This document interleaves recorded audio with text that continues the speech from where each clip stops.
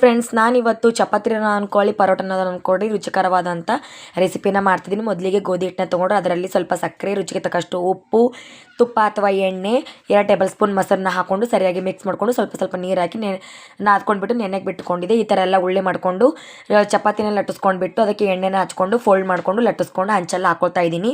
ಮೇಲ್ಗಡೆ ಸ್ವಲ್ಪ ಎಣ್ಣೆ ಮತ್ತೆ ತಿರುಗಿಸ್ಕೊಂಡು ಮತ್ತೆ ಎಣ್ಣೆ ಕ್ರಿಸ್ಪಿ ಮತ್ತು ಗೋಲ್ಡನ್ ಬ್ರೌನ್ ಆಗೋವರೆಗೂ ಸರಿಯಾಗಿ ಬೇಯಿಸ್ಕೊಳ್ಳಿ. ಈ ಸ್ವಲ್ಪ ದಪ್ಪನಿರಬೇಕು. ಚಪಾತಿಗಿಂತ ಸ್ವಲ್ಪ ದಪ್ಪ ಇದ್ದರೆ ತುಂಬ ಚೆನ್ನಾಗಿರುತ್ತೆ. ಲೇಯರ್ ಆಗಿ ತುಂಬ ಟೇಸ್ಟಿಯಾಗಿ ಬರುತ್ತೆ. ಹಾಲು ಹಾಕೊಂಡು ಮಾಡ್ಕೊಬೇಡ್ರಿ. ಆಲ್ರೆಡಿ ನಾನು ವಿಡಿಯೋದಲ್ಲಿ ಹಾಲು ಹಾಕಿ ಯಾವ ರೀತಿ ಮಾಡೋದಂತ ತೋರಿಸ್ಕೊಟ್ಟಿದ್ದೀನಿ.